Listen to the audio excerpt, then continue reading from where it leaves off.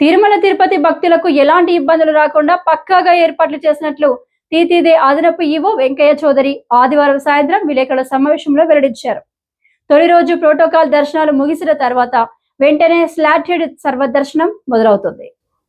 సోమవారం అర్ధరాత్రి తర్వాత 1:30 నుంచి మంగళవారం రాత్రి 11:45 మధ్య 20 గంటల పాటు సామాన్యులకి అవకాశం కల్పిస్తామన్న సుమారు 70,000 మందికి దర్శనం కేటాయించాలన్నది లక్ష్యమన్నారు. మొదట విఐపీలకు, ఆ తర్వాత ఉదయం 6 గంటల నుంచి సామాన్య భక్తులకు వైకుంఠ ద్వార దర్శనం కల్పించనుంది టీటీడీ. ఈ దర్శనం జనవరి 8వ తేదీ రాత్రి 12 గంటల వరకు మొత్తం 10 రోజుల పాటు అందుబాటులో ఉంటుంది. ఈ దర్శనం జనవరి 8వ తేదీ రాత్రి 12 గంటల వరకు మొత్తం 10 రోజుల పాటు భక్తులకు కల్పిస్తారు. తొలి 3 రోజులు అనగా డిసెంబర్ 30, 31, జనవరి 1వ తేదీల్లో ఈ డిప్ ద్వారా టోకెన్లు పొందిన భక్తులకు మాత్రమే వైకుంఠ ద్వార దర్శనం. టోకెన్ పొందిన భక్తులు తమకు కేటాయించిన తేదీల్లో నిర్దేశించిన సమయానికి మాత్రమే తిరుమలలోని దర్శన ప్రవేశ మార్గాలకు చేరుకోవాల్సి ఉంటుంది.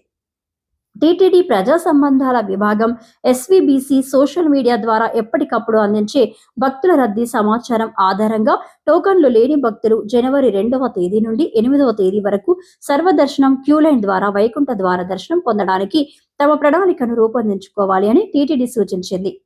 టీటీడీ డిసెంబర్ 30, 31, జనవరి 1 తేదీల్లో శ్రీవారి దర్శనానికి టోకెన్లు ఉన్న భక్తులని అనుమతిస్తుంది. ఈ 3 రోజుల్లో భక్తులు తమ ఆధార్ కార్డుతో పాటు టీటీడీ కేటాయించిన టోకెన్ ప్రింట్ కాపీని తప్పనిసరిగా తీసుకురావాలి. జనవరి 2 నుంచి 8 వరకు మాత్రం ఎలాంటి టోకెన్లు లేకుండా వచ్చే భక్తులకు సర్వదర్శనం కల్పిస్తారు. మొదటి 3 రోజుల్లో దర్శన సమయాలను బట్టి భక్తులను వేర్వేరు మార్గాల ద్వారా అనుమతిస్తారు. తెల్లవారుజామున 1 గంట నుంచి ఉదయం 11 గంటల వరకు టైం స్లాట్ టోకెన్ పొందిన వారిని కృష్ణతేజ ప్రవేశ మార్గం నుంచి పంపిస్తారు. ఉదయం 11 నుంచి సాయంత్రం 5 గంటల స్లాట్ లో ఉన్న వారిని ఏటీజీహెచ్ నుంచి ఆలయంలోనికి అనుమతిస్తారు. ఇక సాయంత్రం 5 నుంచి రాత్రి 10 గంటల వరకు శిలాతోరణం ప్రవేశ మార్గం ద్వారా భక్తులను దర్శనానికి అనుమతిస్తారు.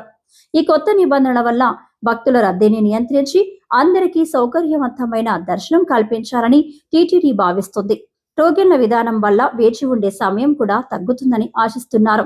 జనవరి 2 నుంచి సర్వదర్శనం అందుబాటులోకి రావడం వల్ల టోకెన్లు పొందలేని భక్తులు కూడా శ్రీవారిని దర్శించుకోవచ్చు అని టీటీడీ తెలిపింది.